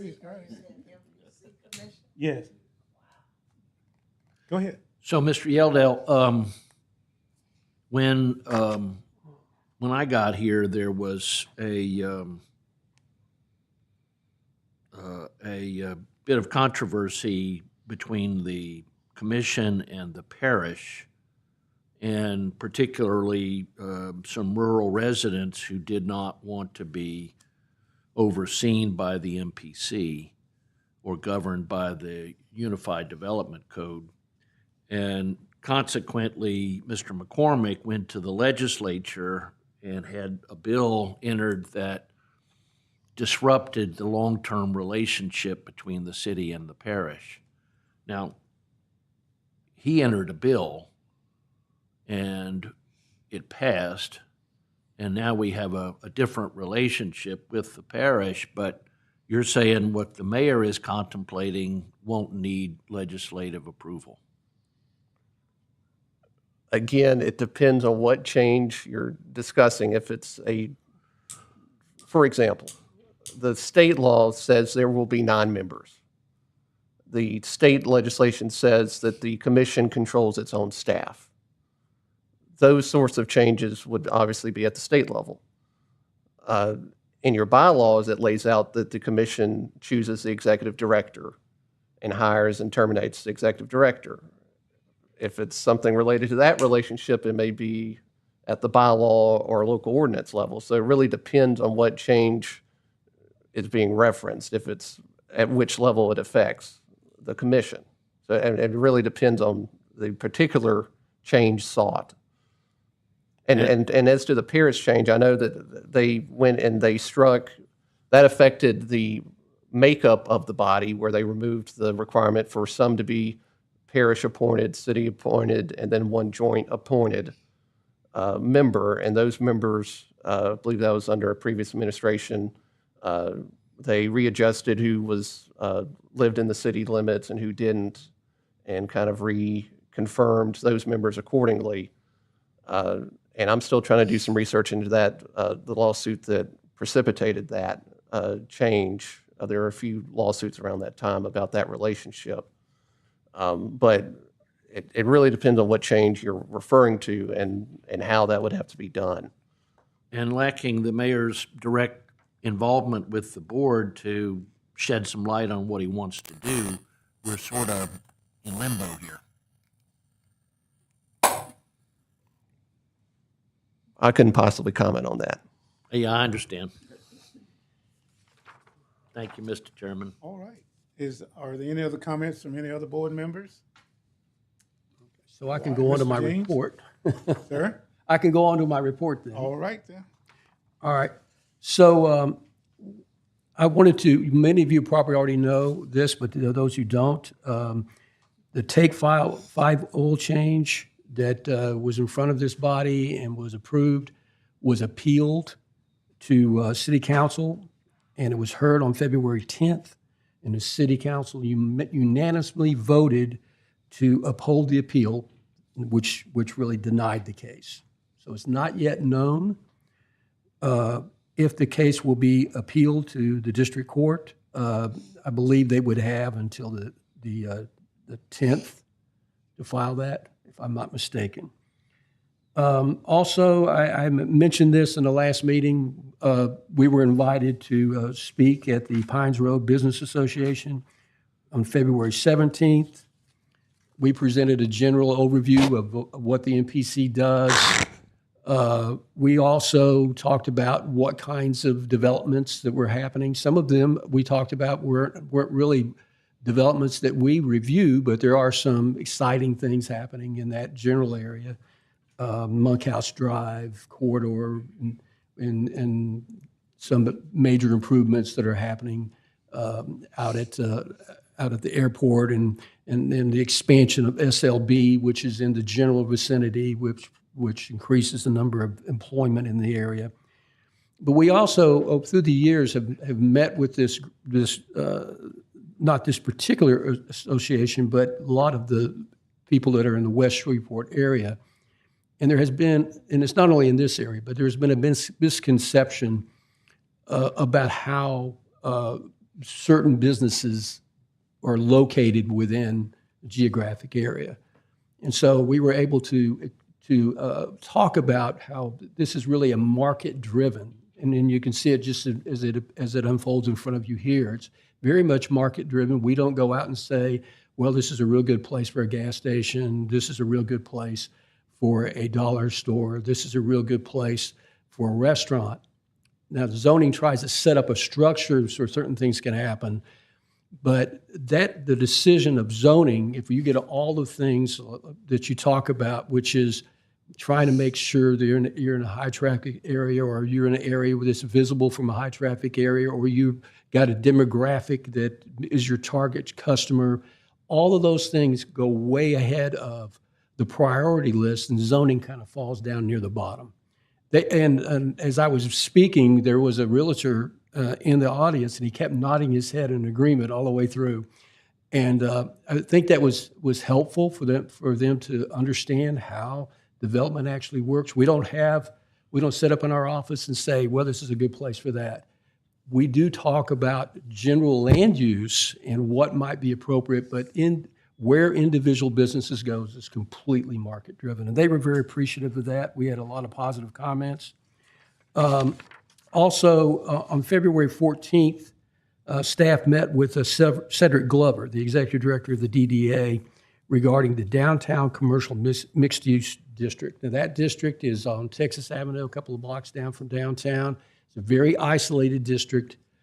We've had some inquiries about businesses locating there that aren't really currently allowed in the use matrix, but we have people wanting to invest and to try to restore some of those storefronts and try to keep the bones that are there viable, and so that maybe that at one point It may not, one of the things that Mr. Glevler said, what's happening is the perfect is getting in the way of the good.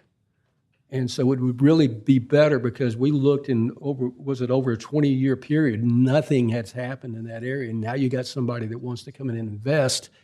We need to seriously look to see if we're not boxing out certain uses that might be viable for an area. So we're going to be bringing you that use matrix next month.